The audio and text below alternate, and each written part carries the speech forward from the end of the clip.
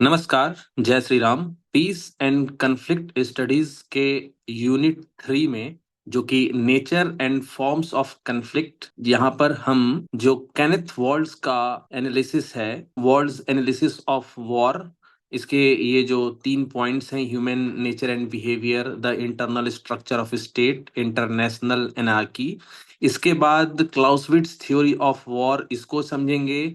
फिर जो just war, doctrine of just war, इस कंसेप्ट को हम क्लियर करेंगे। और उसके बाद ग्लोबल वॉर के जो कंसेप्ट हैं, उस ग्लोबल वॉर के कंसेप्ट को हम समझेंगे कि ये ग्लोबल वॉर क्या है। सबसे पहले हम इस प्रश्न पर जाते हैं, describe the basic motivations of war as analysed by Kenneth and Waltz. ये काफी इंपॉर्टेंट क्वेश्चन है और इसके फंडामेंटल्स को समझ लेने के बाद हमें पीस एंड कन्फ्लिक्ट स्टडीज को समझने में और किसी भी मुद्दे को एनालाइज करने में बड़ी आसानी होगी। कि जो केनेथ वॉल्स थे, क्लासिफाई किया 3 major sources of war into what he refers to as 3 images of international relation behavior। तो वॉर के सोर्सेस क्या हैं, वॉर के कारणों पर प्रकाश डालने के लिए ये क्लासिफिकेशन जो होता है, तो ये इसको जैसे कहते हैं कि refers to 3 images of international behaviour. Behaviour का एक इमेज है, मतलब उस इमेज को देखकर हम किसी चीज को समझ सकते हैं। उसी तरह से हम सोर्स ऑफ वॉर को क्लासिफाई कर सकते हैं। तो these images represent different level of analysis ranging from the individual to the systematic level. अब ये क्या है, इंडिविजुअल लेवल, सिस्टमेटिक लेवल, जो फैक्टर्स हैं जो कि कंट्रीब्यूट करते हैं to conflict within the international system. माने इंटरनेशनल सिस्टम है तो उसमें कंफ्लिक्ट होगा तो क्या होगा, कैसे होगा, तो उस बिहेवियर को समझने के लिए इन थ्योरी दी गई थी। वहां पर सबसे पहला है, जो सबसे इंपॉर्टेंट है, वो है ह्यूमन नेचर एंड बिहेवियर। अगर ह्यूमन नेचर और बिहेवियर को हम एनालाइज कर लेंगे, समझ लेंगे, तो उसके बाद काफी हद तक ये समझने में प्रॉब्लम नहीं होती है कि कन्फ्लिक्ट क्या है, क्यों हो रहा है, कन्फ्लिक्ट के पीछे के रीजंस क्या हैं। तो ये जो इमेज है, ये जो बताता है, इससे जो सीख निकल कर सामने आता है, ये जो this image focuses on individual level factors. मैंने कोई भी कंफ्लिक्ट होगा तो उसके जो 3 मुख्य एस्पेक्ट्स बताए गए, तो उसमें सबसे पहला ह्यूमन नेचर के बारे में बात की जा रही है। तो ह्यूमन नेचर का मतलब, किसी अगर एक व्यक्ति को हम एनालाइज करें तो ह्यूमन लेवल फैक्टर्स क्या होता है। एक ह्यूमन बीइंग है तो उसके जो कारण होंगे, पार्टिकुलरली ह्यूमन नेचर, हर आदमी का अपना एक नेचर होता है, तो ह्यूमन नेचर का कुछ एक कॉमन प्रॉपर्टी होता है, उसके बिहेवियर का एक कॉमन प्रॉपर्टी होता है। तो ये जो ह्यूमन है वो conflict as a source of conflict कैसे है, यहां पर उसको एनालाइज करते हैं। तो according to Waltz, human possesses certain inherent traits that predispose them towards conflict and competition। मनुष्य होने के नाते हमें नैसर्गिक रूप से कुछ ऐसी प्रकृतियां होती हैं जिससे हम कन्फ्लिक्ट हो, विवाद हो, तनाव हो, इसके लिए खुद ब खुद वो जो नैसर्गिक प्रवृत्ति होती है वो कार्य करती है। तो दीज ट्रेट्स इंक्लूड एग्रेशन, एक मनुष्य के भीतर जो एग्रेशन यानी गुस्से की भावना होती है, greed, fear and the desire for power, शक्ति की हमेशा जो चाह रहती है, डर भी होता है, बहुत सारी चीजों को प्राप्त कर लें ऐसी इच्छाएं होती हैं। तो human being, whether as leaders हो, पॉलिसी मेकर्स हो और ऑर्डिनरी सिटीजन्स हो, are influenced by these innate characteristic. अब व्यक्ति ही राज्य को संभालता है, राज्य के बीच भी तनाव होगा तो व्यक्तियों के ही कारण, मूल में तो व्यक्ति ही होंगे। और कोई भी व्यक्ति हो, चाहे वो लीडर हो, पॉलिसी मेकर हो या सामान्य नागरिक हो, इन सब जो नैसर्गिक चीजें हैं, जो प्रवृत्ति है मनुष्य की, उससे तो कोई भी बचा नहीं रह सकता है। तो यही कहते हैं कि which can shape there decision making process and interaction with others. किसमें कितना गुस्सा है, किसकी प्रवृत्ति कैसी है, किसकी शक्ति की चाह ज्यादा है, ये सब चीजों का असर रहेगा। तो in international relation the impact of human nature and behaviour is evident in the behaviour of state. तो बिहेवियर स्टेट का लीडर जैसा है, उसका बिहेवियर जैसा है, उसकी नैसर्गिक प्रवृत्ति चाहत जैसी है, उसका असर जो अंतरराष्ट्रीय संबंध है उस पर पड़ेंगे। फॉर एग्जाम्पल्स, लीडर्स में pursue aggressive foreign policies driven by personal ambition. जिसके पर्सनल एम्बिशन बहुत ज्यादा हाई होंगे तो उनका फॉरेन पॉलिसी वो काफी एग्रेसिव होगा।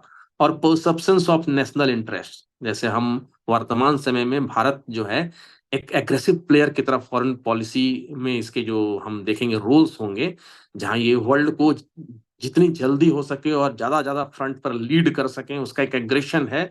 वो अपनी पर्सनालिटी के कारण है, जो टॉप लीडर्स हैं उसकी पर्सनालिटी के कारण है। सिमिलरली पॉलिसी मेकर्स में प्रायोरिटाइज शॉर्ट टर्म गेन और domestic political consideration over long term stability और कोऑपरेशन विद अदर स्टेट। किसी भी दूसरे स्टेट के साथ कोऑपरेशन करने के लिए, बहुत सारे मुद्दों को सुलझाने के लिए एक समय की मांग होती है, एक समय चाहिए होता है।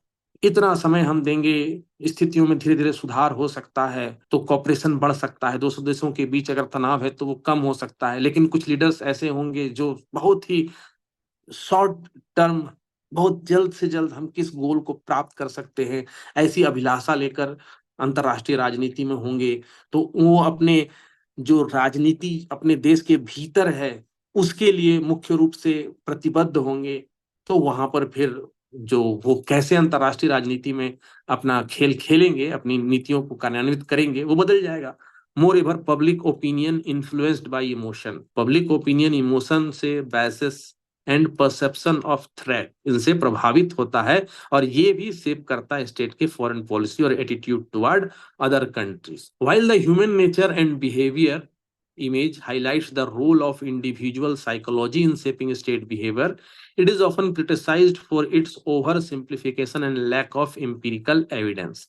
अब जो बिहेवियर है, किसी के बिहेवियर को जज करने के लिए बहुत इंपिरिकल एविडेंस तो दिया नहीं जा सकता, बिहेवियर को संख्या में नापा तो नहीं जा सकता, बिहेवियर का कोई परिमाप करके कोई परिपाटी मैट्रिक तो दिया नहीं जा सकता है। लेकिन हाँ, बिहेवियर जो है वो इंडिविजुअल की साइकोलॉजी कैसी है, किस तरह से सोचता है, किस तरह से सोचेगा तो देश किस तरह से सोचेगा और अंतरराष्ट्रीय स्तर पर कैसे बिहेव करेगा, तो इसको क्रिटिसाइज ओवर सिंप्लीफिकेशन के लिए किया जाता है कि ह्यूमन नेचर के आधार पर ही किसी पूरे देश के उस देश का नेचर कैसा हो रहा है और देश कैसे प्ले कर रहा है इंटरनेशनल एरिना में, किस तरह से पॉलिसीज बना रहा है, तो सिर्फ उस लीडरशिप पर या जो पॉलिसी बनाने वालों के बिहेवियर पर ही जोर देना या सिर्फ उसी की बात करना, ये ओवर सिंप्लीफिकेशन है। मतलब एक बहुत सामान्य बात दी गई है, क्योंकि इसके लिए कोई एम्पिरिकल एविडेंस नहीं होता है। Critics argue that human behaviour is shaped by A multitude of factors including culture. कोई भी ह्यूमन बिहेवियर किसी का बनेगा तो वहां के कल्चर से बनेगा। अरब देशों का कल्चर अलग है तो वहाँ के ह्यूमन बिहेवियर भी अलग होंगे। हमारे देश का कल्चर अलग है, वसुदेव कुटुंबकम है, तो हमारे लीडरों की सोच अलग होगी, उनका नेचर अलग होगा। सोशलाइजेशन, किस तरह के परिवेश में वो किस तरह से समाजीकरण होता है। And institutional incentives rather than solely by innate traits, यानी कि व्यक्ति जो है उनकी जो नैसर्गिक प्रवृत्ति है, पैदा होने के साथ कोई व्यक्ति गुस्सैल होता है, कोई व्यक्ति शांत स्वभाव का होता है, उसके अलावा भी इन सब बातों का प्रभाव पड़ेगा। ह्यूमन बिहेवियर जो है उस पर कई चीजों का प्रभाव पड़ता है। तो सिर्फ इनर ट्रेट्स को लेकर ये क्रिटिसिज्म है कि ये जो बताया गया पहला उनका जो पॉइंट था कि ह्यूमन नेचर ही कन्फ्लिक्ट के लिए, जो हम अगर उसको देखते हैं तो इस तरह से हम देखते हैं कि इस में जो ह्यूमन नेचर की बात की गई है, war result from selfishness, from misdirected aggressive impulses, from stupidity, other causes are secondary and have to be interpreted in the light of these factors. तो नेताओं के इस तरह के व्यवहार के चलते भी युद्ध हो जाते हैं, युद्ध के कारण को अगर हम एनालाइज करें तो बाकी सब जो है सेकेंडरी फैक्टर्स हैं। इस पॉइंट से यही निकल कर सामने आया। दूसरा कारण है the internal structure of states. तो दिस इमेज, इस इमेज से हम क्या समझेंगे? This image shift the focus of the domestic और internal structure of state as a source of conflict.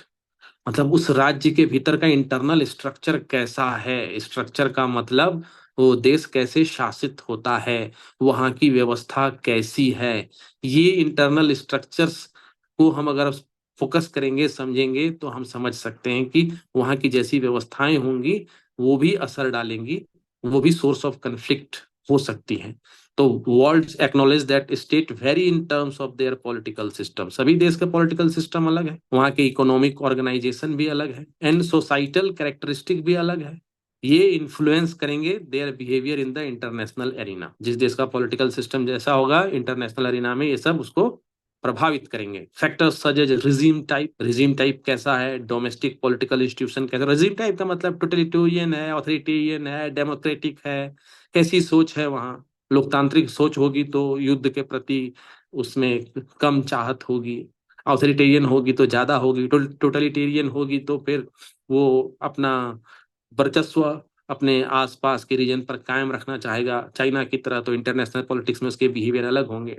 Domestic political institutions क्या है, इकोनॉमिक कंडीशन, गरीब देश रहेगा तो कितना वॉर में इन्वॉल्व होगा, बहुत पैसा और हथियार होंगे तो ज्यादा उसकी आक्रामकता बढ़ती चली जाएगी। And societal norms can impact state foreign policy. Societal norms जैसे हमारा है, हम ज्यादातर जो है वसुधैव कुटुंबकम के चलते बहुत ही ज्यादा विवादों में फंसना नहीं चाहते और हर चीज को युद्ध से सॉल्व किया जाए ऐसे पॉलिसीज में यकीन नहीं रखते। Their propensity for conflict and their interaction with other state, चाहत और इंटरेक्शन जो होगा अदर स्टेट का वो इस पर डिपेंड करेगा। फॉर एग्जाम्पल, उसी को बताया एग्जाम्पल में कि डोमेस्टिक स्टेट पीसफुल होगा, कोऑपरेटिव होगा, as domestic institution provide mechanism for peaceful conflict resolution. Democracy में तो हर चीज को शांतिपूर्वक बातचीत से निपटाओ, अकाउंटेबिलिटी होती है, लोकतंत्र में चेक एंड बैलेंस का सिस्टम होता है। ऑटोक्रेटिक और रिप्रेसिव रिजिम, यहाँ पर एग्रेसिव फॉरेन पॉलिसी होगा, divert attention from domestic problem, suppress dissent और कंसोलिडेट पावर,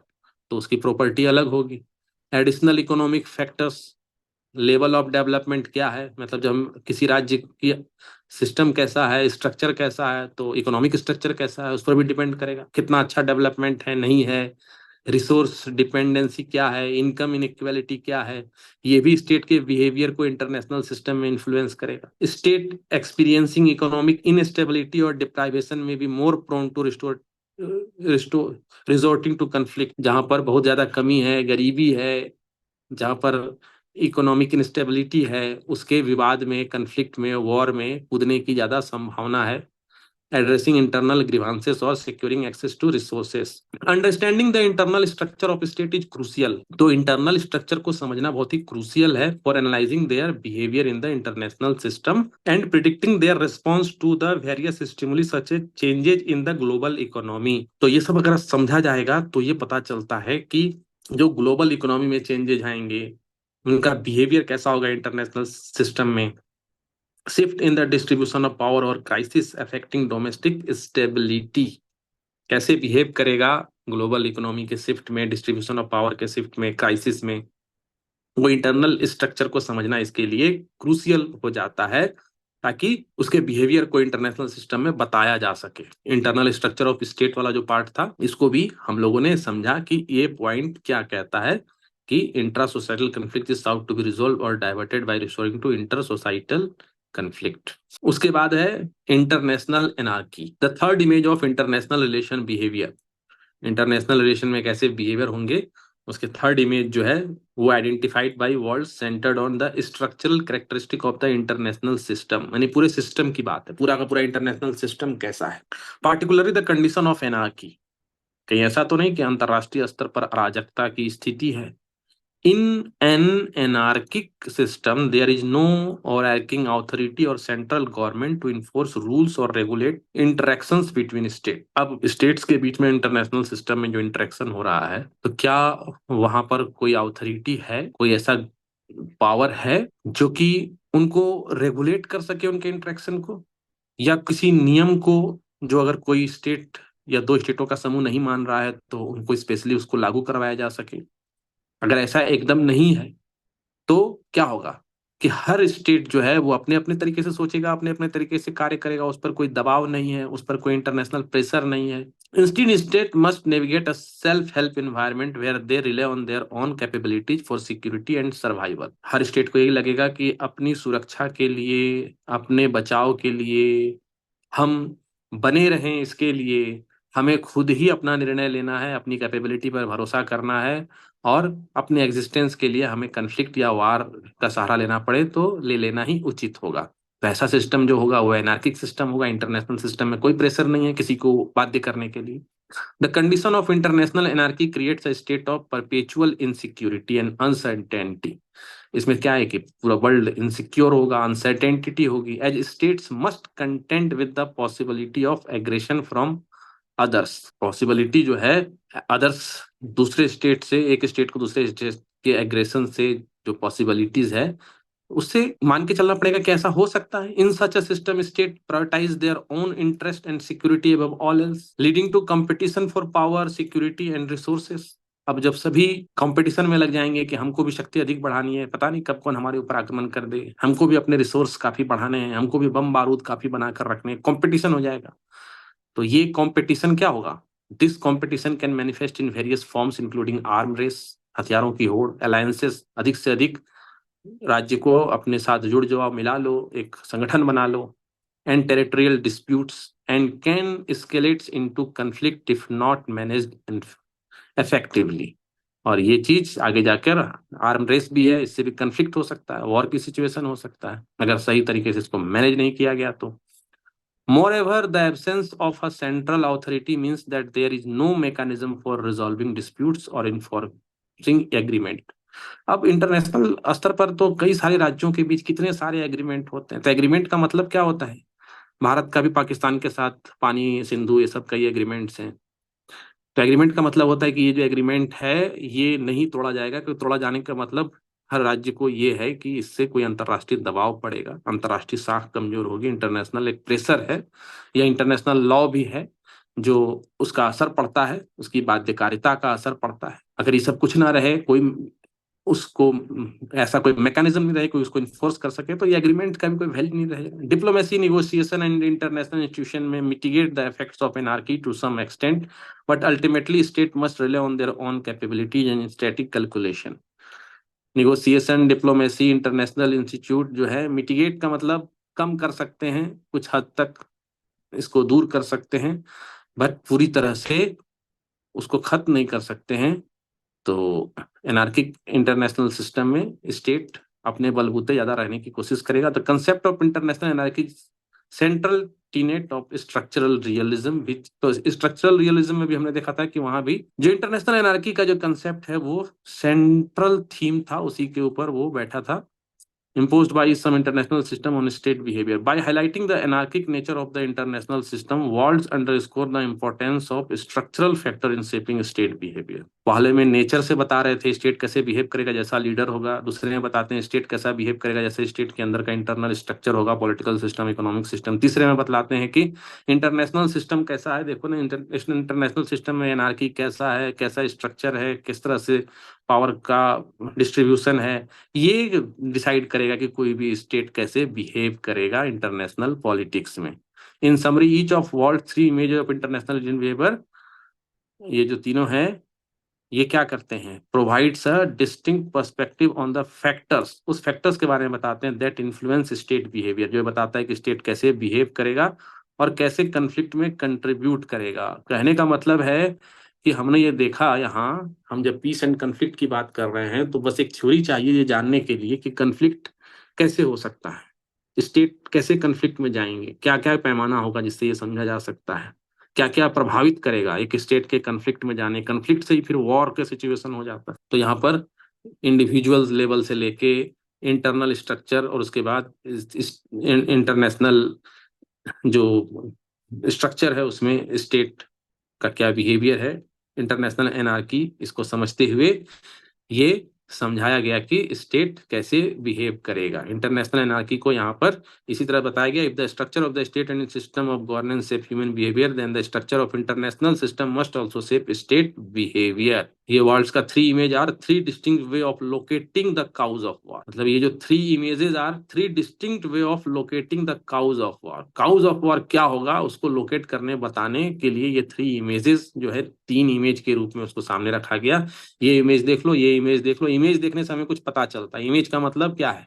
इमेज देखने से हमें किसी की आकृति प्रकृति का पता चलता है, वो क्या है कैसे है ये पता चलता है। तो ये देखने से हमें ये पता चलेगा, इसलिए इमेज करके बताया गया है। तो ये वर्ड्स का तीन था, ये थ्री इमेज था। उसके बाद है क्लाउसविट्ज थ्योरी ऑफ वॉर। अब इसको समझते हैं कि क्लाउसविट्ज थ्योरी ऑफ वॉर क्या है। Clausewitz theory of war outline in his seminal work on war, ये उनका वर्क का मतलब उन्होंने ये पुस्तक लिखी, remain one of the most influential perspective on the nature and conduct of warfare. Warfare के नेचर और कंडक्ट पर इन्होंने एक वॉन वार एक पुस्तक लिखी।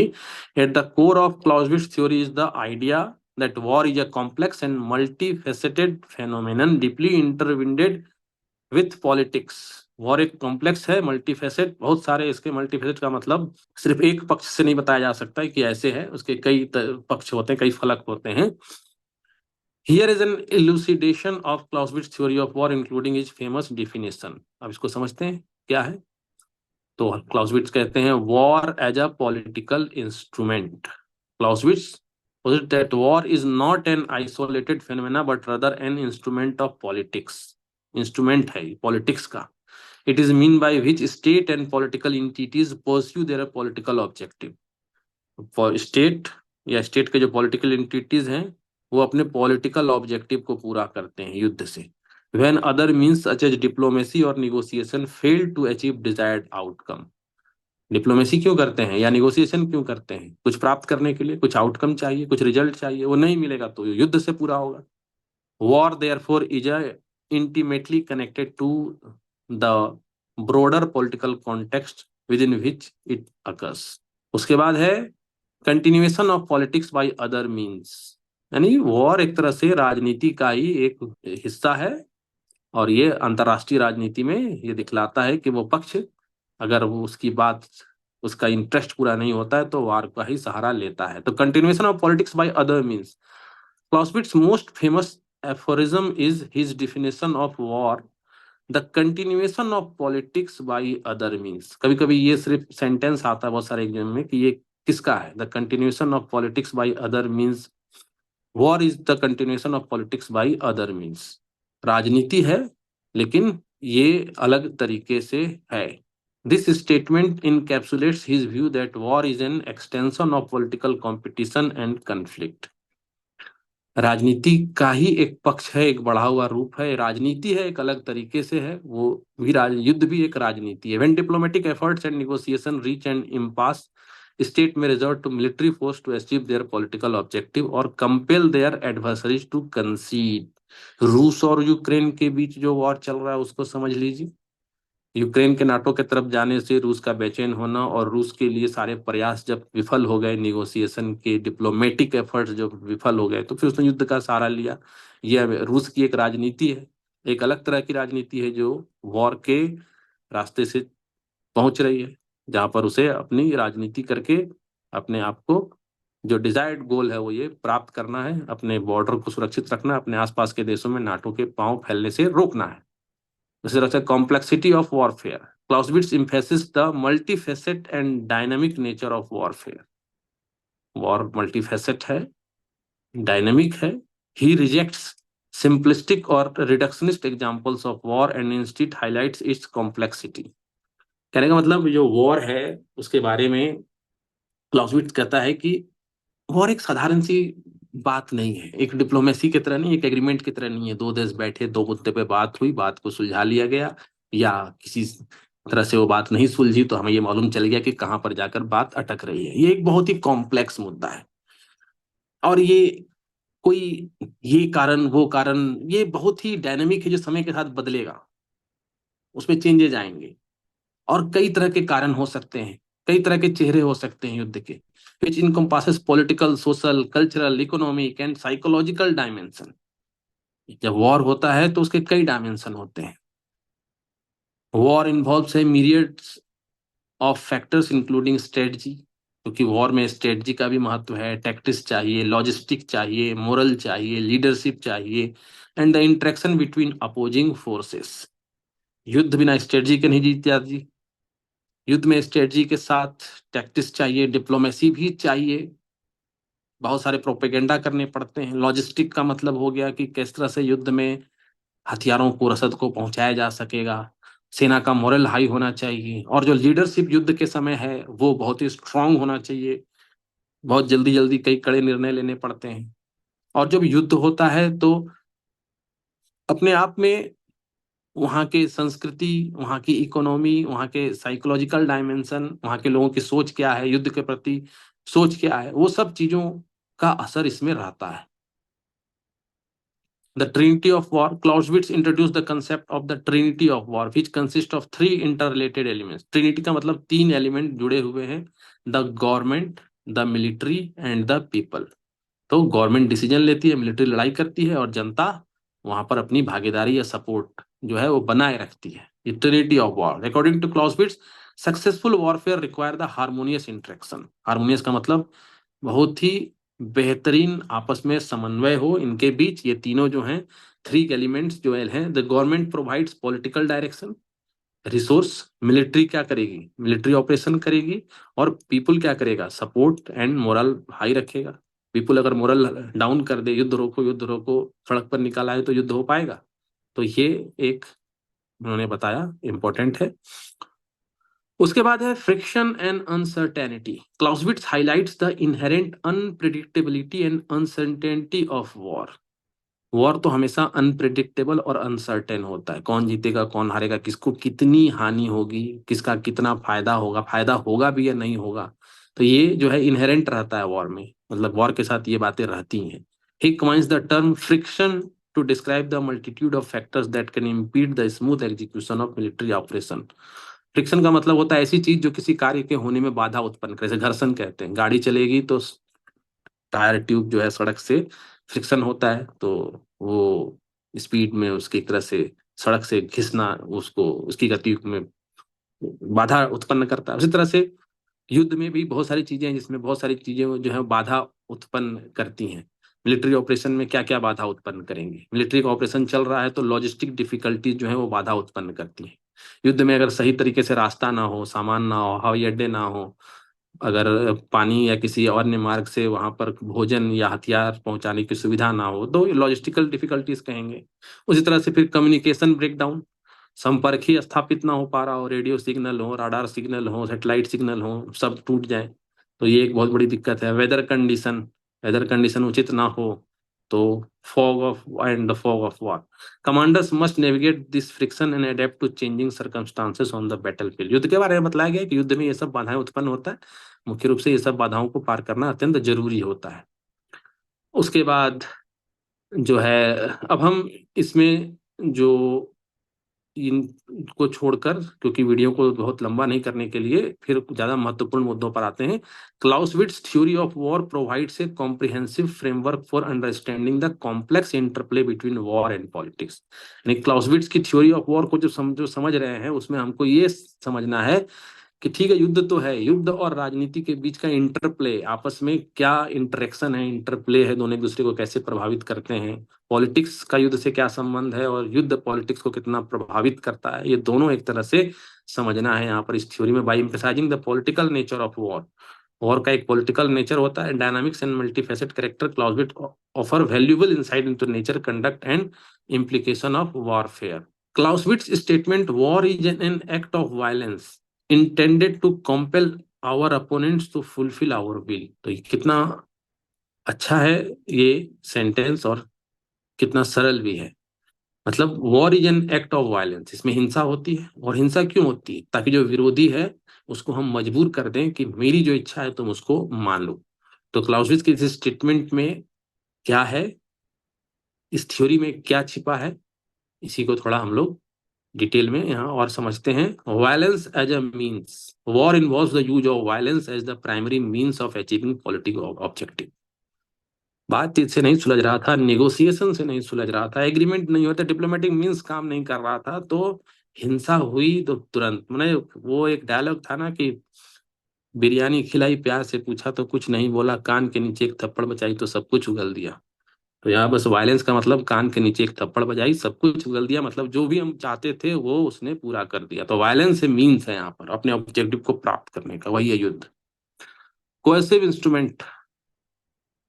It is a tool of coercive through which state seek to compel their opponents to comply with their will. Coercive का मतलब होता है कि सख्ती से, एक ऐसा सख्ती वाला इंस्ट्रूमेंट है, यंत्र है, जिससे कि अपने विरोधी को, एक राज्य अपने विरोधी राज्य को जो चाहता है अपनी इच्छा के अनुसार वो करने के लिए बाध्य कर देता है. Political ends. Despite it's violent nature, war is ultimately a political instrument. Clausewitz war को एक पॉलिटिकल इंस्ट्रूमेंट मानता है, डायरेक्टेड टुवर्ड्स अचीविंग पॉलिटिकल गोल. वॉर से जो गोल प्राप्त होते हैं वो पॉलिटिकल गोल होते हैं। उसके बाद dynamic interaction, war entail a dynamic interaction between adversaries with both sides seeking to impose their will on the other through violence। Dynamic interaction का मतलब दोनों पक्ष तो परेशान है ना, मैं जीत जाऊं तो मैं ये मनवा लूं, मैं जीत जाऊं तो मैं ये मनवा लूं, बदलते रहने वाला। Balance of power, the effectiveness of violence in war depends on the relative balance of power between adversaries। किसके पक्ष में कितनी शक्ति है, किसने कैसा अलायंस बनाया है, किसके पास किस किस का सहयोग है, शक्ति का ये जो बैलेंस होगा, तो इस पर निर्भर करेगा वॉर में relative balance of power between adversaries, दो जो विरोधी हैं। Limitation and consequences, while violence can be potent, it has limitation as its use can lead to unintended consequences such as escalation and increased suffering। युद्ध में तो ऐसा होता ही है कि वायलेंस जो है, ये जितना सोचा गया था कि हम इतना ही हिंसा करेंगे और इससे हमको रिजल्ट प्राप्त होगा, वो स्केलेट होकर बढ़ सकता है और उसकी काफी जो एंडिंग हो सकती है काफी बुरी हो सकती है। सेकेंड वर्ल्ड वार में हमने देखा कि किसी को नहीं लग रहा था कि हमें इतने दिनों तक और इतना लंबा युद्ध लड़ना पड़ेगा। हम जिन मुद्दों को लेकर युद्ध कर रहे हैं, जिस तरह से आक्रामकता जर्मनी है उसको हम दबाना चाहते हैं, जापान की दबाना चाहते हैं, और अंत में न्यूक्लियर बम का इस्तेमाल करना पड़ा, वॉर स्केलेट भी हुआ और उसके बाद कितनी जान माल की क्षति हुई। तो युद्ध में ये सब limitation consequence, in essence Clausewitz statement underscore the central role of violence. War में सबसे सेंट्रल रोल तो होता है वो वायलेंस का होता है, it's intimate connection to politics, politics से इसका कनेक्शन। तो ये क्लाउजविल थ्योरी ऑफ वॉर जो है यहाँ देखा, यहाँ पर ही है वो। और अगर हम ब्लॉक में देखें तो it is world's last image international anarchy under which political state are sovereign into themselves and freely use forces against state that figures permanently in theories of war in general. ये 19th century के German author थे, on war लिखा था इन्होंने। The continuation of politics by other means, यही है इनका definition है जस्ट वॉर का। आगे हम इसको और वॉर की फिलोसफी में देखेंगे। The doctrine of just war, ये क्या होता है, इस पर कभी कभी परीक्षाओं में लिखने के लिए भी आता है, जस्ट वॉर क्या है इसको बताएं। Doctrine of just war, also known as just war theory, is a moral framework that seeks to provide ethical guideline for the justification. Doctrine of just war का मतलब युद्ध जो हमने किया ये करना एकदम जरूरी था और एकदम हम सही हैं अपने रास्ते पर, और जस्टिफाई करने के लिए कि जस्ट वॉर है, जस्टिफाई है, जस्टिस यही था, वॉर ही करना न्याय के लिए अत्यंत आवश्यक था, धर्म युद्ध था एक तरह से। जैसे कि महाभारत के लिए कहा जा सकता है कि वो एक जस्ट वॉर था। अगर महाभारत का युद्ध हुआ तो करने वालों ने इसलिए किया क्योंकि उनके साथ अन्याय हुआ था, ये करना ही न्याय की प्राप्ति का एकमात्र साधन था। तो ये conduct of armed conflict, rooted in both religious and philosophical tradition, the theory addresses the complex moral questions surrounding the use of military forces। भाई युद्ध क्यों करते हो, मोरल क्वेश्चंस बहुत सारे रहते हैं ना। युद्ध से तो सिर्फ विभीषिकाएं होती हैं, लोगों को सफरिंग ही होता है, मिलिट्री के अलावा सिविलियंस को भी सफर करना पड़ता है, तो जस्टिफिकेशन होना चाहिए। Here an explanation of the key principle and component of doctrine of just war. तो क्या क्या है, सबसे पहला जस्ट एड बेलम, सब लैटिन है, justice of war, just cause, war must be waged for a morally justifiable reason. अगर युद्ध करते हैं तो कोई जस्टिफाइबल रीजन होना चाहिए। सेल्फ डिफेंस, कोई उपाय नहीं था, सेल्फ डिफेंस करना था, हम पर आक्रमण हो रहा था। डिफेंस ऑफ इनोसेंट लाइफ्स, अगर हम युद्ध नहीं करते तो इतने सारे मासूम लोगों की जान चली जाती। और द रिस्टोरेशन ऑफ जस्टिस, अन्याय था तो उसके रिस्टोरेशन के लिए। उसके बाद है legitimate authority, war must be declared and waged by a legitimate authority. मतलब वॉर अगर शुरू भी हो तो लेजिटिमेट अथॉरिटी, जैसे लोकतंत्र में जो चुनी हुई सरकार है वही कैबिनेट के निर्णय के द्वारा युद्ध की घोषणा करे। ये नहीं कि मिलिट्री जो है जाकर युद्ध शुरू कर दे और बाद में सरकार को मालूम चले बॉर्डर पे युद्ध हो रहा था, भाई ऐसा नहीं होना चाहिए। और international organization within the authority of represent the interest of people, क्योंकि जो चुनी हुई सरकार है वही इंटरेस्ट, जनता के इंटरेस्ट को रिप्रेजेंट करती है। Right intention, the primary objective of war must be to restore peace. तो यहाँ पर पीस को रिस्टोर करने की बात हो रही है, प्रोटेक्ट ह्यूमन राइट्स की बात हो रही है, और achieve a just outcome rather than pursuing self interest or seeking to inflict harm for its own sake। मतलब सिर्फ नुकसान पहुंचाने के लिए या कोई सेल्फिश इंटरेस्ट के लिए, ऐसे नहीं। तो ये हो गया डॉक्ट्राइन ऑफ जस्ट वॉर का, ये बहुत ही महत्वपूर्ण पॉइंट है। उसके बाद है कि last resort, war should only be pursued as a last resort after all peaceful means of resolving the conflict. जो कोई विवाद है तो उसको निपटाने के कई सारे प्रयास होंगे। जब सारे प्रयास विफल सिद्ध हो रहे हैं तो ये लास्ट रिजॉर्ट हो सकता है कि अब युद्ध के अलावा कोई चारा बचा नहीं था। कृष्ण ने भी 24 गांव मांगे थे, नहीं मिलने पर अंत में महाभारत होता। ये नहीं कि शुरू में ही युद्ध हो जाए। सच एज डिप्लोमेसी हो गया, निगोसिएशन हो गया, मेडिएशन हो गया, ये सब एग्जॉस्टेड का मतलब इनका प्रयोग कर लिया गया है। तो ये होगा डॉक्ट्राइन ऑफ जस्ट वॉर। उसके बाद probability of success, there must be a reasonable prospect of success in achieving the war's objective. युद्ध करेंगे तो जो हमें चाहिए, जो ऑब्जेक्टिव है वो पूरा हो पाएगा। प्रोबेबिलिटी होनी चाहिए, ऐसा नहीं कि मार धाड़ कर लिया, बम बारूद गोला मिसाइल सब कुछ प्रयोग कर लिया और जो प्राप्त होना चाहिए था वो प्राप्त ही नहीं हो पाया, या जो प्राप्त हुआ भी तो जितना प्राप्त हुआ उससे अधिक नुकसान हो गया। तो ऐसा भी नहीं होना चाहिए। जस्टिस इन वॉर, अब justice in war discrimination, combatants must distinguishes between civilian and legitimate military targets. युद्ध में भी न्याय होना चाहिए। जैसे पहले था ना कि पीठ पर वॉर नहीं करते थे। मुगल जो आए तो उनके जीत का मुख्य कारण ये भी था कि वो रात को भी और पीठ में भी वार करते थे। उनके लिए युद्ध का कोई सिद्धांत नहीं होता था, बर्बर लोग थे। आज भी करीब करीब बर्बर ही हैं। एंड दे मस्ट अवॉइड और minimise harm to civilians and non combatants. तो युद्ध में हमेशा जो सिविलियन होते हैं उन पर बम नहीं गिराए जाते हैं, उनको टारगेट नहीं किया जाता है। युद्ध के आसपास वो नजर भी आए तो उनको भगा दिया जाता है या अरेस्ट करके फिर छोड़ दिया जाता है। मुख्य लड़ाई जो होती है वो मिलिट्री से होती है। अगर तबाह भी करना है तो मिलिट्री टारगेट्स को तबाह किया जाता है, या नॉन कॉम्पिटेंट जो होते हैं, नॉन कॉम्पिटेंट सिविलियंस जो होते हैं उनको नुकसान नहीं पहुंचाया जाता है। तो ये जस्टिस कायम रहता है। Proportionality, the use of force must be proportionate to the threat posed and the military objective pursued, avoiding excessive or disproportionate harm to achieve legitimate ends. Proportionality का मतलब होता है भारत ने सर्जिकल स्ट्राइक की तो भारत ने न्यूक्लियर स्ट्राइक क्यों नहीं कर दी? 40 मारे, पुलवामा हुआ, चलो एयर स्ट्राइक की जगह न्यूक्लियर मिसाइल ही या या टैक्टिकल न्यूक्लियर डिवाइस ही डाल देते। नहीं, प्रोपोर्शनलिटी होना चाहिए। क्या ऑब्जेक्टिव है और कितना हमें, जो कितना हमको थ्रेट है और कितना पावर यूज करना है, ये नहीं तब वो जस्ट कहा जाता है। अगर हम इतने में ही मिसाइल, भारी मिसाइल या न्यूक्लियर पावर का इस्तेमाल कर लेते तो हमारा जो स्टेप था वो जस्ट नहीं कहा जाता। हालांकि ये वार नहीं था, एक कन्फ्लिक्ट एस्केलेशन था एक तरह से। तो military necessity, the use of force must be necessary to achieve legitimate military objective and should not extend beyond what is required to achieve those objectives. Military necessity, तो जो लेजिटिमेट मिलिट्री ऑब्जेक्टिव है उतना ही बस प्राप्त करने के लिए, उससे ज्यादा प्राप्त करने के लिए नहीं होना चाहिए। तो treatment of prisoners of war, combatant must adhere to human treatment standard and respect the right and dignity of captured enemy combatants.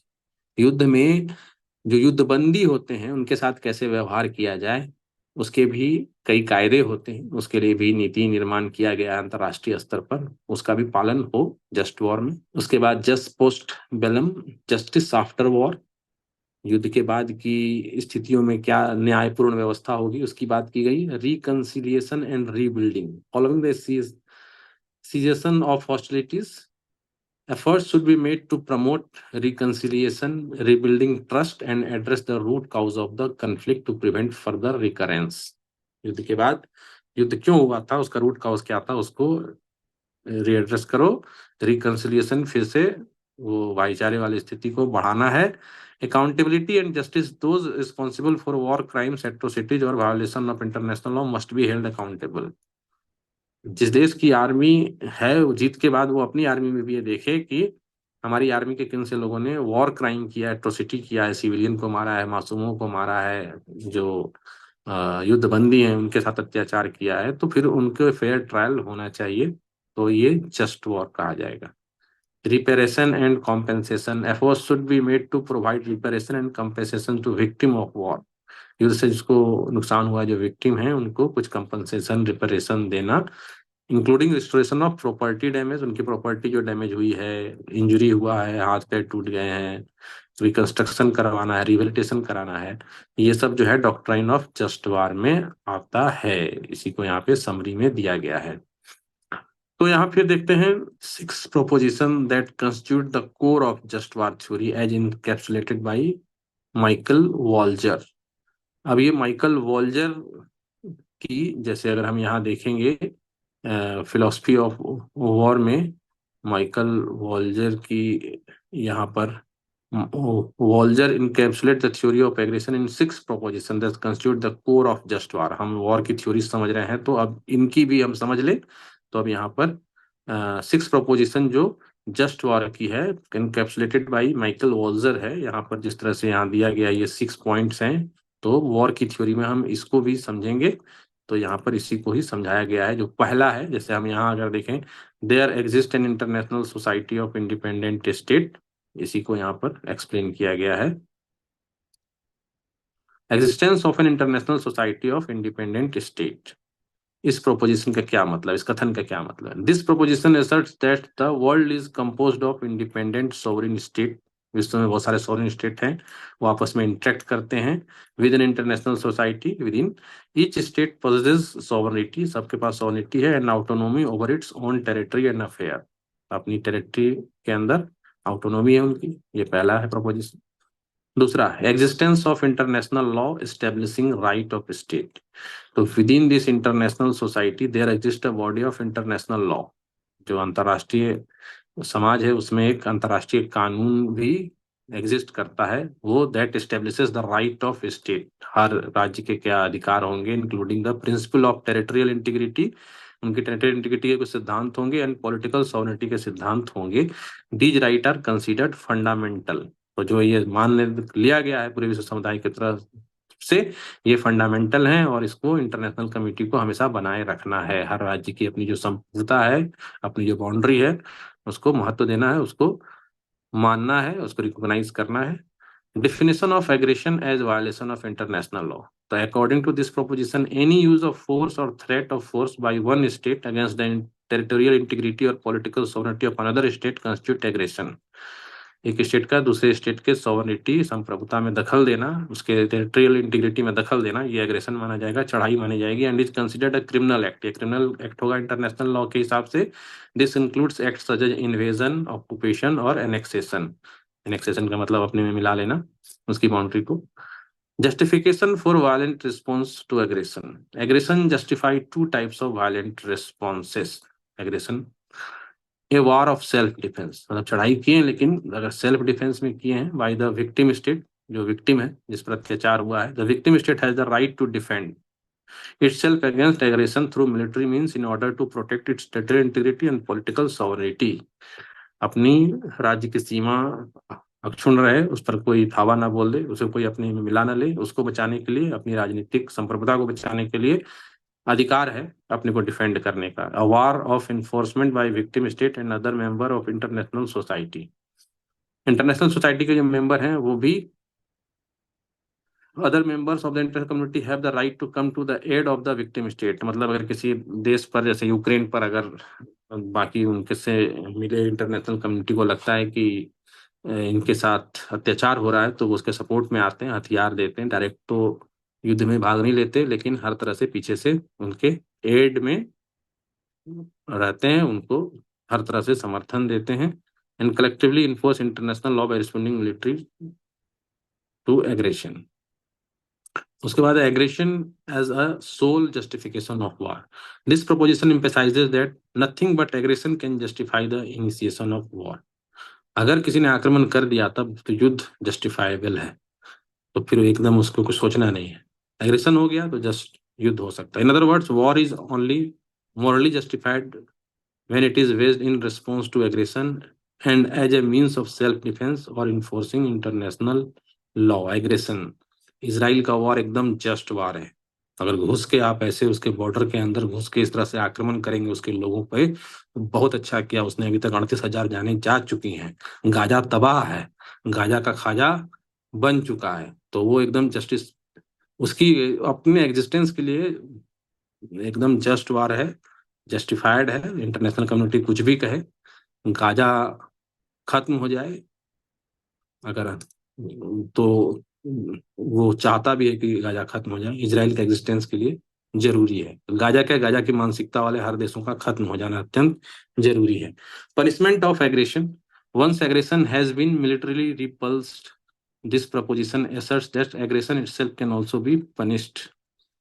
तो पनिशमेंट ऑफ एग्रेशन, किसी ने अगर एग्रेशन की चढ़ाई की तो उसका पनिशमेंट, अगर aggression can itself can also be punished, this may involve holding the aggressor state accountable for its action through diplomatic legal, मतलब जैसे भाई इसराइल में जैसे गाजा ने एग्रेशन कर दिया तो उसको पनिश करना है, और चाहे डिप्लोमेटिक हो, लीगल हो, कोई भी मीन्स हो, उसको अकाउंटेबल ठहराना है। इकोनॉमिक सैंक्शन हो, मिलिट्री इंटरवेंशन हो। तो ये 6 प्रपोजिशन जो था, framework for understanding the moral principle underlying the justification of war and the response to aggression within the international community, इससे हमने ये समझ लिया। उसके बाद अगला प्रश्न है, what are the various explanation and theories on the prospect of global war. Global war में वेरियस एक्सप्लेनेशन एंड थ्योरी क्या है प्रोस्पेक्ट में, उसको समझना है, ग्लोबल वॉर के कंसेप्ट को समझना है। Let's simplify these explanation and theories on the prospect of global war with some example. ये छोटा प्रश्न है, इसको हम बहुत आसानी से हम इसको एक्सप्लेन कर सकते हैं। टेररिज्म, इन्वायरमेंटल कई इश्यूज पे जो है, जो वॉर है। ग्लोबल वॉर का मतलब कोई सिर्फ 2 देश नहीं है, वो पूरे विश्व के लिए समस्या, पूरे विश्व से जूझ रहा है। तो मुख्य रूप से realism and power politics, think of countries like the United State, China and Russia. According to realist theories these countries are always looking to increase their power and influence. तो ये सब देश अपना पावर इन्फ्लुएंस बढ़ाना चाहते हैं। This competition for power can something lead to conflict and is left unchecked. ये जो पावर बढ़ाना चाहते हैं तो कभी कभी इसमें कंफ्लिक्ट हो सकता है। It could potentially escalate into a global war। अगर ऐसा होता है तो विश्व में ग्लोबल वॉर का मतलब होता है कई कई देश कई कई जगह आपस में उलझ जाएंगे। उसके बाद multipolar rivalry, imagine a world where there are several powerful country, बहुत सारे powerful country, each trying to be the top dog, सब चाहता है कि मैं बॉस बन जाऊं।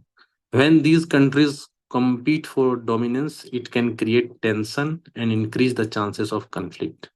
सब डोमिनेट करना चाहेंगे, उसमें कंपटीशन लग जाएगा तो टेंशन बढ़ जाएगा, विवाद होने की संभावना बढ़ जाएगी। Example, during the cold war the rivalry between United states and Soviet union raises the risk of global conflict.